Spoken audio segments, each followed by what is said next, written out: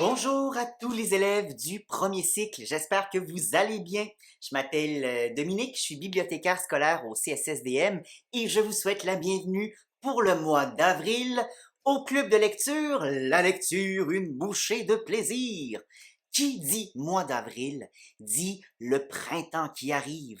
On va pouvoir commencer à aller jouer dehors au soleil, la neige va fondre et on va pouvoir courir dans les parcs et aussi bien sûr, un nouveau livre que je te présente pour bien commencer ce mois d'avril et bien accueillir le printemps.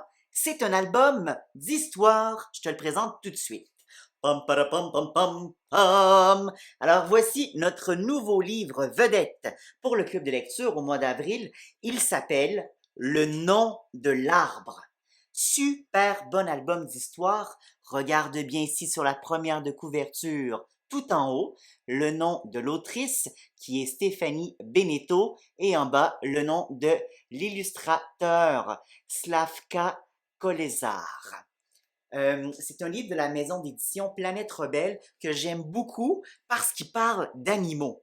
Je ne sais pas si toi dans ta classe, il y a des amis ou même peut-être toi, si tu es un fan d'animaux. Moi, je suis un fan d'animaux et j'ai beaucoup aimé le livre parce qu'il nous présente tout plein d'animaux en fait qui viennent d'Afrique. Mais c'est surtout une histoire de persévérance. Hum, Nouveau mot de vocabulaire.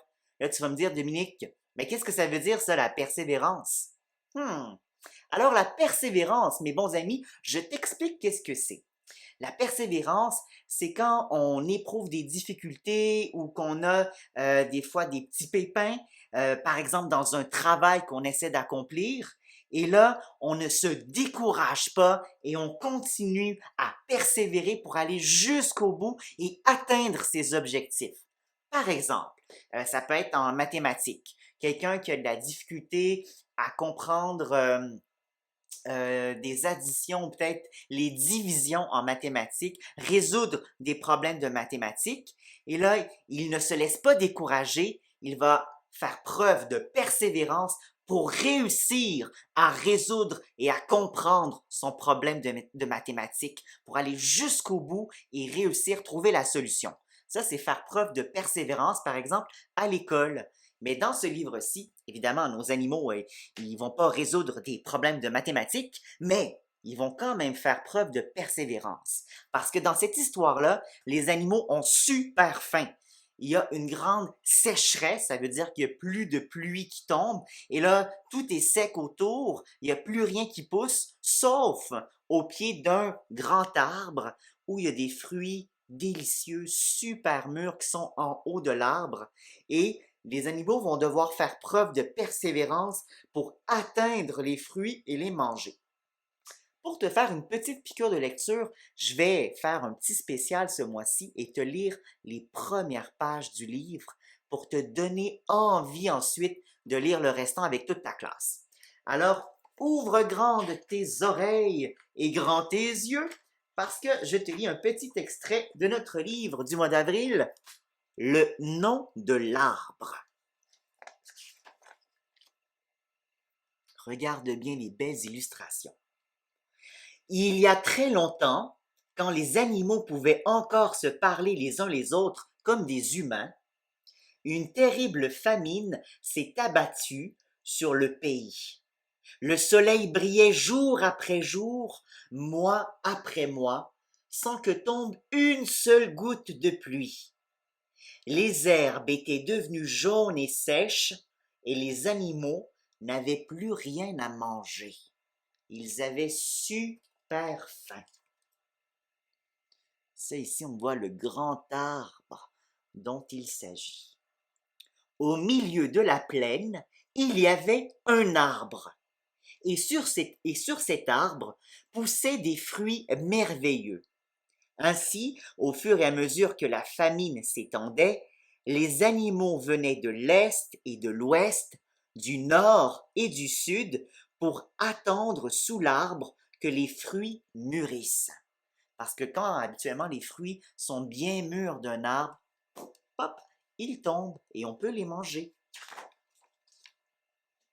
Quand les fruits ont enfin mûri, les animaux se sont rendus compte qu'ils ne pouvaient pas les cueillir.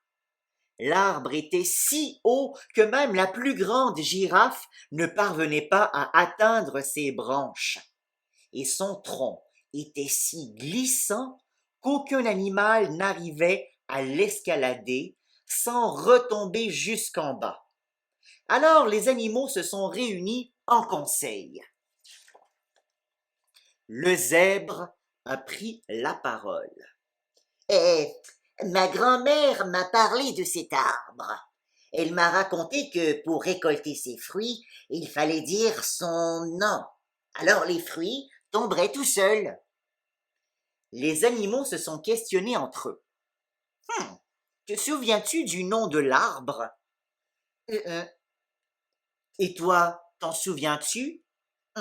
Et toi, est-ce que tu te souviens du nom de l'arbre? Personne ne se le rappelait. Ils ont décidé d'envoyer le lièvre tout en haut de la montagne où vivait le chef, car le chef se souviendrait certainement du nom de l'arbre. Le lièvre étant très rapide, reviendrait vite. Alors, j'arrête ma lecture du livre ici, et je vais te laisser découvrir la suite avec toute ta classe et ton prof pour savoir qui va réussir à ramener à toute la tribu d'animaux le nom de l'arbre pour faire tomber les fruits de l'arbre et les manger. À ton avis, de tous les animaux africains qui peut, qui peut exister, lequel serait le plus intelligent et le plus rapide pour réussir à ramener et à se souvenir du nom de l'arbre, comme une formule magique? Donc, tu vas pouvoir le découvrir dans ce livre-ci. Alors, je te souhaite une super bonne lecture. Mais avant de te laisser lire le livre, je te présente les 3 défis du mois pour notre club de lecture, comme à l'habitude. Je commence avec le petit défi Presto. C'est un défi que tu peux faire avec ta classe juste avant la lecture du livre. Et c'est un défi causerie, discussion toute la classe ensemble.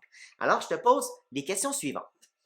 Connais-tu, toi, des noms d'arbres fruitiers? Un arbre sur lequel poussent des fruits, on appelle ça un arbre fruitier. Est-ce que tu en connais, toi, des noms d'arbres fruitiers? C'est ma première question. Et ma deuxième question, c'est quel est ton fruit préféré? Quel fruit aimes-tu vraiment, vraiment manger comme collation à l'école ou comme dessert à la maison?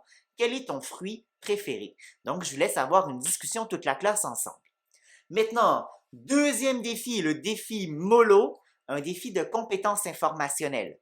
Alors, le défi MOLO, ce mois-ci, c'est d'aller sur le catalogue Regard. C'est un catalogue de recherche pour toutes les bibliothèques scolaires du CSSDM. Super facile. Vous tapez catalogue Regard CSSDM sur Internet et hop, vous allez sur ce site Internet-là.